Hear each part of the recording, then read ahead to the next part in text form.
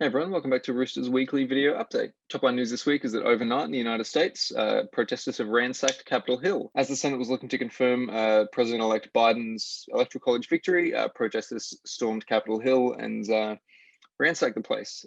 It's a bit of a nightmare situation. Capitol Hill is secure again. The country kind of remains unstable following the very controversial election late last year. So stay tuned for more of the fallout from that. Back on home soil, we are in lockdown 3. UK residents can only travel internationally or within the UK where they first have a legally permitted reason to leave home.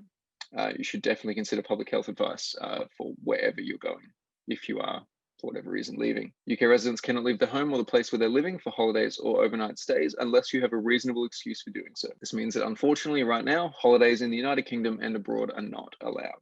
For new arrivals into the UK, Whitehall is set to announce rules that demand a negative COVID-19 test for arrivals into the UK 72 hours before travel. Expect further details in the next 48 hours. Whitehall's also confirmed that the number of patients currently in hospitals with coronavirus across the United Kingdom is now above 30,000 for the first time during the pandemic. The current scale of COVID restrictions could last until the end of March and will not be eased in a big bang. Doesn't necessarily mean there'll be a full-scale national lockdown until March, but from mid-February, expect a gradual scale down of restrictions rather than a lifting completely. The TUI Group chief executive has declared that the company is fundamentally sound and will resume profitable operations as soon as travel restrictions are lifted. Meanwhile, Australian carrier Qantas is selling seats on flights to the UK and the US from July 2021.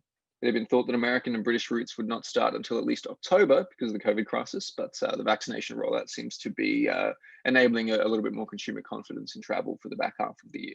Similarly, Cathay Pacific will resume Heathrow to Hong Kong services on the 12th of January, the carrier has confirmed. However, flights from the UK back to Hong Kong will not resume until the 25th, following entry restrictions imposed by the Hong Kong government. And the NHS department that administers health insurance cards for overseas travel has found itself overwhelmed.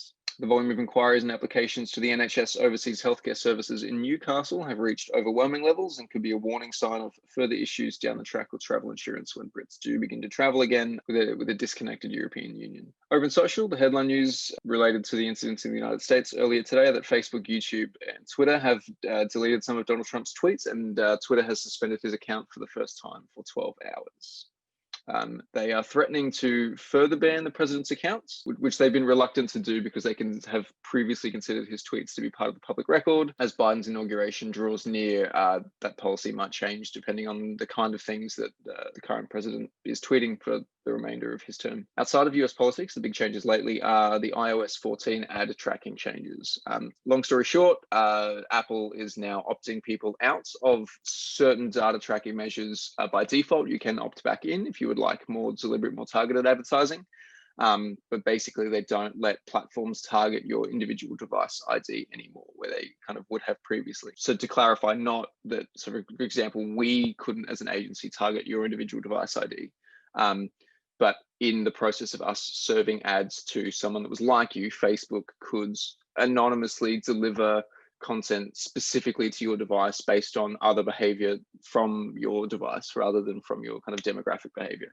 So Facebook is kind of pushing back as a result because Facebook's sort of strength as an advertising platform, and Google's as well, and Snapchat's and all of the social networks, their strength as advertising platforms comes from the aggregation of just billions of data points of kind of consumer behavior.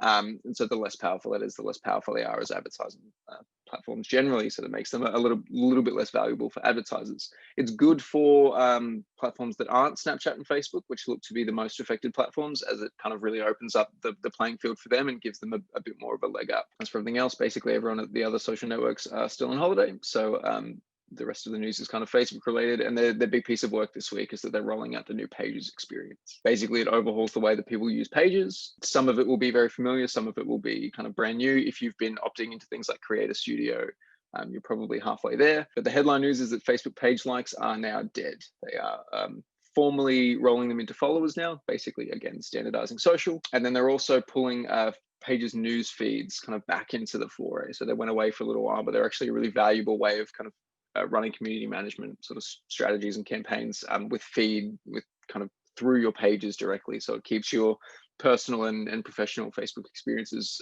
much more separate than they've been before. It's really good. It makes community management a little easier, especially now that you can join groups with pages as well. The new pages experience also means that classic page roles like moderators and editors are also gone, and you can now just give different levels of access to pages. And Creator Studio is now compulsory, so page posts have to be created, scheduled, drafted, etc. Straight through Creator Studio. Which has been a long time coming, and frankly is just way better than doing it sort of any other way as far as we're concerned. You can natively schedule Instagram. The only thing you can't do is schedule stories, which is a bit annoying, but there are API difficulties with doing that anyway, so it's not a huge loss over like other platforms. Third-party tools remain competitive in the reporting space, but for posting and scheduling at Rooster, we're fully native. That's all from us this week. Feel free to read the rest of the article and the link as always, and stay tuned next week. Cheers.